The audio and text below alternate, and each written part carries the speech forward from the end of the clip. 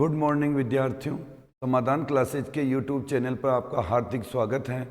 आज अपन Rajasthan current affairs में बात करेंगे 27 और 28 जनवरी 2025 के जो भी राजस्थान के करंट अफेयर्स से संबंधित प्रश्न हैं उनके बारे में। आज अपन बात करने वाले हैं राजस्थान की 3 हस्तियों को पद्मश्री पुरस्कार से सम्मानित किया जाएगा, उनके बारे में चर्चा करेंगे। इसके साथ साथ राष्ट्रपति वीरता पुरस्कार जो कि गणतंत्र दिवस के मौके पर सम्मानित किया गया था उनके बारे में बात करेंगे। और पुलिस पदक जो कि गणतंत्र दिवस पर दिए जाते हैं उनमें राजस्थान के किसी व्यक्तित्व का नाम है तो उनके बारे में चर्चा करेंगे। आज के अपने प्रश्न बहुत इंपॉर्टेंट होने वाले हैं, तो चलिए शुरुआत करते हैं अपन आज के प्रश्न के साथ। ये रहा आपको जो मैंने प्रश्न पूछा था क्यूज में, वो रहा आपके सामने। वर्तमान में राजस्थान मुख्य निर्वाचन अधिकारी कौन है? वर्तमान में राजस्थान मुख्य निर्वाचन अधिकारी कौन है? ए ऑप्शन था नवीन महाजन, बी MM श्रीवास्तव, सी मधुकर गुप्ता और D Sudhansh Pant. Right answer होगा ए नवीन महाजन, ये मुख्य निर्वाचन अधिकारी है। और यदि आपको राजस्थान के मुख्य निर्वाचन आयुक्त पूछे तो मधुकर गुप्ता है, मुख्य न्यायाधीश पूछे तो MM श्रीवास्तव है और मुख्य सचिव पूछे तो सुधांश पंत है। चारों ही अपने काम के हैं, बहुत सारे एग्जामों में पूछ सकते हैं ये। आइए आज की शुरुआत करते हैं अपन पहले प्रश्न के साथ। ये रहा पहला प्रश्न। राजस्थान में पद्मश्री अवार्ड 2025 से सम्मानित होने वाले में कौन निम्न में से शामिल नहीं है? राजस्थान में कल भी मैंने आपको एक सूचना देके छोटी सी क्लास बनाई थी। बहुत वेरी इंपॉर्टेंट प्रश्न है ये, वेरी मोस्ट प्रश्न। राजस्थान में 3 व्यक्तियों को पद्मश्री अवार्ड से सम्मानित किया जाएगा 2025 में। उनमें से एक ऐसे हैं जो 2025 में पद्मश्री अवार्ड से सम्मानित नहीं है। विकल्पों की ओर बढ़ते हैं अपन। ए ऑप्शन है तीन काप निजाम, जिनका मूल नाम है शिव किशन बिस्सा, जोधपुर, शिक्षा व साहित्य इनका क्षेत्र है। बी ऑप्शन है बेगम बतूल, जयपुर, कला क्षेत्र से। सी ऑप्शन है बैजनाथ महाराज, सीकर, आध्यात्मिक क्षेत्र है इनका। डी ऑप्शन है लक्ष्मण भट्ट तेलंग, ध्रुपद गायक, जयपुर से इनका संबंध है। तो इस प्रश्न का राइट आंसर होगा डी। लक्ष्मण भट्ट तेलंग को इनको पद्मश्री तो मिला है, पर 2024 के पद्मश्री से सम्मानित थे 5 व्यक्ति थे। 4 पद्मश्री अवार्ड मिले थे 2024 में। और इस वर्ष की बात करें तो 3 व्यक्तियों को 3 पद्मश्री पुरस्कार प्राप्त हुए हैं। इनकी बारे में डिटेल अपन ने कल ही देख ली थी। तीन काप निजाम पूछे तो शिक्षा व साहित्य इनका क्षेत्र था, जोधपुर के निवासी हैं। बेगम बतूल पूछे जयपुर निवासी, कला इनका क्षेत्र है। बैजनाथ महाराज, सीकर, आध्यात्मिक क्षेत्र इनका रहा है। इनके बारे में और भी देख लेते हैं। ये रही आपके सामने तीनों ही हस्तियां। ये बतूल बेगम है आपके सामने, बैजनाथ महाराज और सीन काप निजाम। इनके बारे में जो भी डिटेल है कल अपन ने एक पूरी अलग क्लास बना के डिटेल में पढ़ लिया था, उस क्लास को आप देख सकते हैं और ये भी आपको ध्यान में रखना है। इसके साथ साथ 2 प्रवासी राजस्थानी हैं जिनका किसी न किसी प्रकार से राजस्थान से संबंध रहा है, उनको भी पद्मश्री अवार्ड दिया है, तो उनके बारे में अपन देख लेते हैं। एक प्रवासी का राजस्थानी प्रवासी रिक्की ज्ञान केज, एक प्रवासी का नाम था रिक्की ज्ञान केज, चूरू जिले से इनका संबंध रहा है। वर्तमान में कर्नाटक के निवासी है ये, और इनको भी कला क्षेत्र में 2025 का पद्मश्री अवार्ड मिला है। दूसरे व्यक्ति है पवन गोयनका, जो कि सीकर से रिलेटेड है, सीकर से इनका रिश्ता रहा है। वर्तमान में कोलकाता निवासी है, उद्योग एवं व्यापार के क्षेत्र में पद्मश्री अवार्ड 2025 से इन्हें नवाजा गया है। तो दोनों ही राजस्थानी प्रवासी हैं। तो आपको कभी कभी एग्जाम में ऐसे भी पूछ सकते हैं, राजस्थानी प्रवासी के हिसाब से इसका प्रश्न बन सकता है आपका, तो दोनों को ये भी ध्यान में रखना है। आगे बढ़ते हैं अपन। आज का अपना दूसरा प्रश्न है।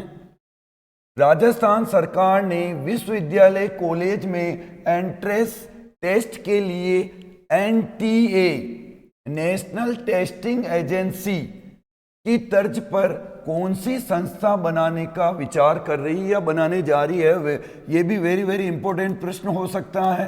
राजस्थान सरकार ने भी ये विचार बनाया है कि एनटीए होती है नेशनल टेस्टिंग एजेंसी, ऐसे राज्य में भी कोई संस्था बनाए ताकि जो भी ये 12th और ग्रेजुएशन के बाद प्री एग्ज़ाम होते हैं उनको उसमें शामिल किया जा सके। बार बार यूनिवर्सिटीज़ वगैरह चेंज करनी पड़ती हैं तो वो नहीं करनी पड़े। जैसे नेशनल जो टेस्टिंग एजेंसी है वो नीट, जेईई मेंस ऐसे एग्ज़ाम करवाती है एक ही संस्था, उसी प्रकार से राजस्थान में भी प्री बीएड, डीएलएड वगैरह ये सारे एग्ज़ाम एक ही संस्था करवाए, तो उसका अभी अपने राजस्थान में विचार चल रहा है। ये संस्था बनने जा रही है तो उसका नाम क्या होने वाला है, आइए विकल्पों की ओर देखते हैं।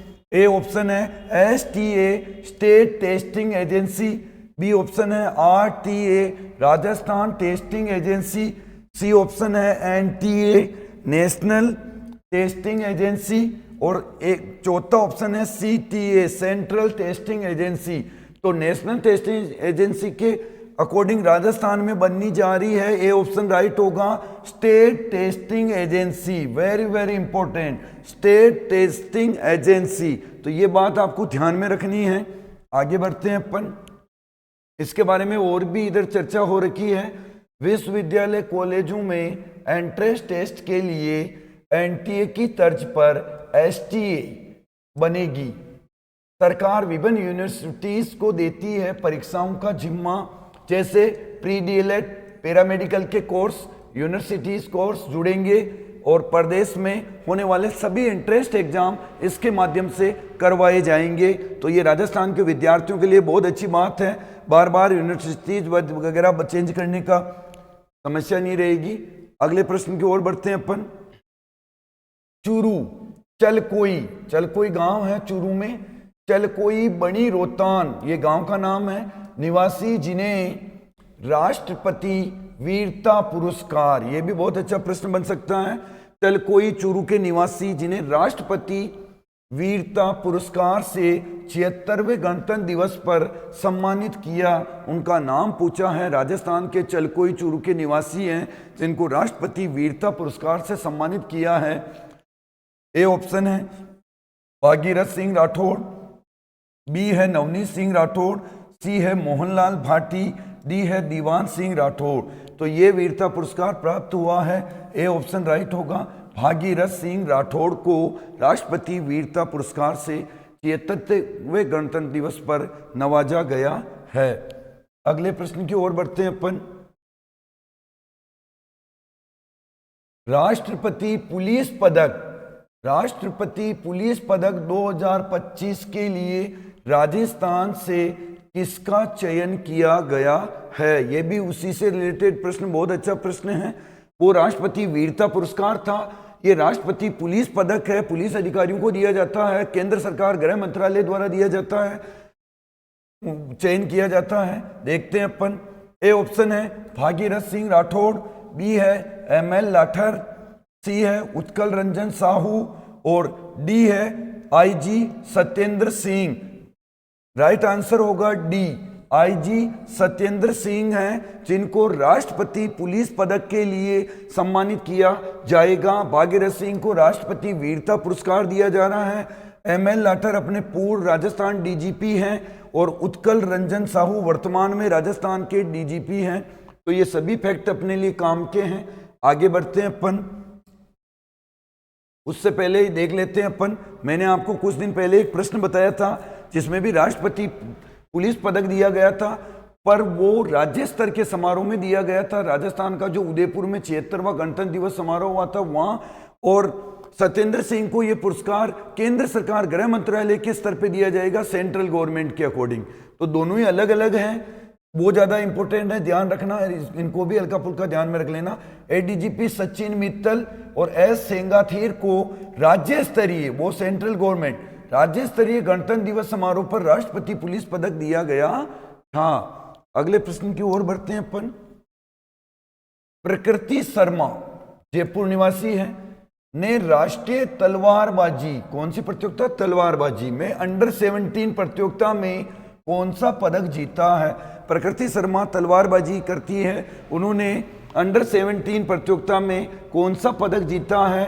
ए ऑप्शन है रजत पदक, बी ऑप्शन है स्वर्ण पदक, सी है कांस्य पदक, डी है इनमें से कोई नहीं।